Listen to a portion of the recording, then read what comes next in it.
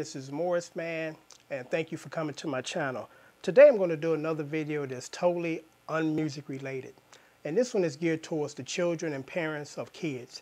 And as far as, what is a good pet to have? Because all my life I've loved animals.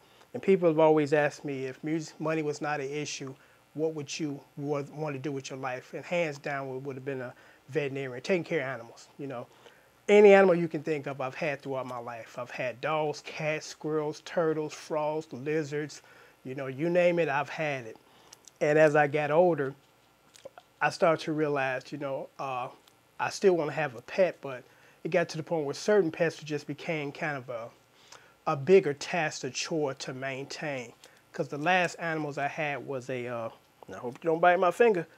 The last animal that I had was a cat, and it was my daughter's cat. When she went off to college, she said, could you keep him? And I kept him for a while.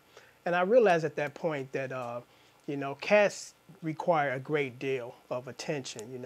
They keep you up at night because when you go lay down, get ready for work in the morning, they up roaming around.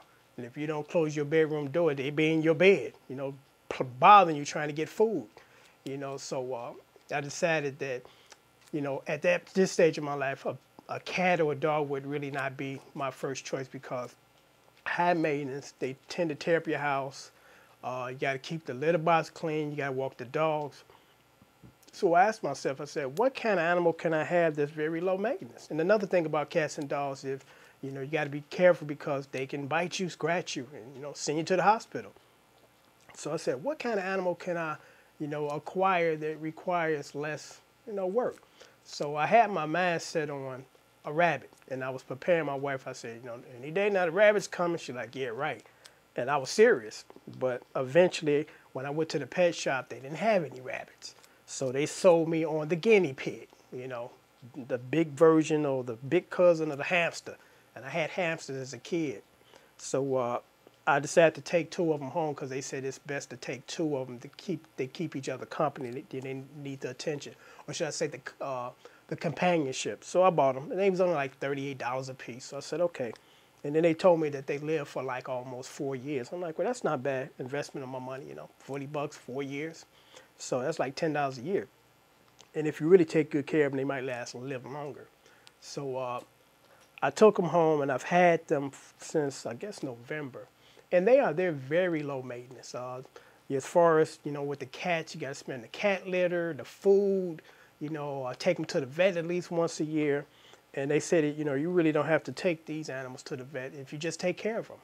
So, it's a good investment, and they're very low maintenance because, I'm sorry, I don't have any more, Randy, that they don't require that, their main diet is vegetables, carrots. They get a big bag of carrots for like $1 on sale.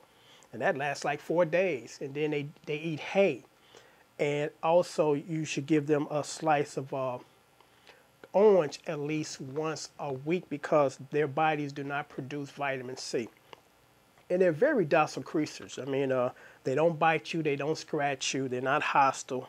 I give them a bath at least once a week because I don't believe in stinky animals, and they don't have a problem with that. They don't fight me like cats. I used to literally have to put on gloves for my cat because I'm like, we're about to go into battle, So with these little creatures, they don't bite. They're not really, they're not aggressive.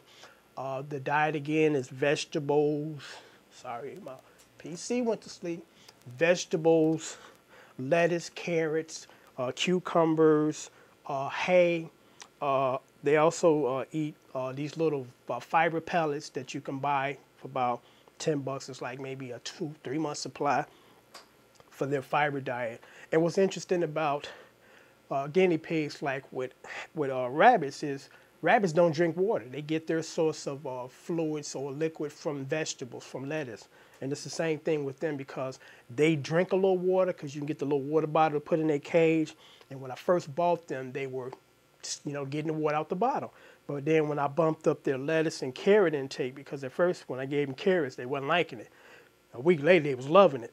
And I noticed that they rarely ever drink out of that bottle now because they're getting their hydration from vegetables. But they're very nice creatures to have because when I initially got them, when I would change the cage, because most people change their cage once a day. I change my cage 3 times, the minimum, sometimes 4, because I don't like the accumulation of feces and urine anywhere. You know, and it's not healthy for them to be around it because they be sleeping right next to their urine or their feces and running all over it. So you got to keep the cage clean. But after, you know, I've had them for like 3 weeks, they kind of got warm to me. And I would literally let them out the cage and let them run around. And they didn't urinate anything on my rug. And after I clean the cage, they get back in the cage.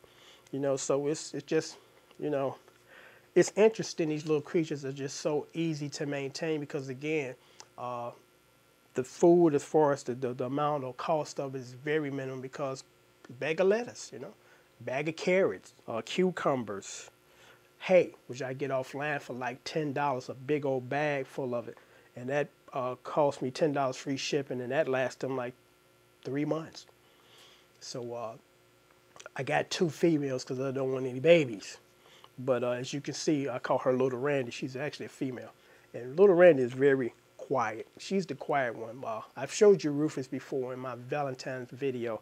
And Rufus is kind of, I guess, the noise maker. You know, she literally physically makes a lot of noise when it's feeding time. When I bathe her, she makes noise. And just sometimes she don't want to be picked up and be bothered. But, you know, with Randy, she's just real quiet. And she's very docile, just a sweet little animal, you know. Like I said, I love animals, and animals have been a part of my life and for my entire life. So if you parents are out there trying to ponder an idea, you know, what animal should I get for my kid? Because most kids want an animal. I highly recommend a guinea pig because, again, the maintenance on these things are very low minimum as far as cost. And they're just very little sweet animals, and they don't give you a hard time. Because they don't bite you, you know, they don't scratch you. And Randy's she's the quiet one out the bunch. She's also the greediest too, because that's another thing. They love to eat, and you have to control that, because if you let them, they will eat all day long. I've never seen an animal where they're eating and they stop their bag. When they hear the bag rattling, they stop and get to squeaking again. I'm like, you're already eating, so why are you, you know, squawking for food? But that's just their nature, you know. You think about it. The animals in the cage all day long, you know, they ain't got nothing to do. So they just want to eat all the time, you know. So very good choice of pets. So I'm going to sign off now. And I'm about to put Randy back in her cage. You ready to go, Randy? Say goodbye, Randy. Okay, this is Morris Man, and I'm signing off. Take care.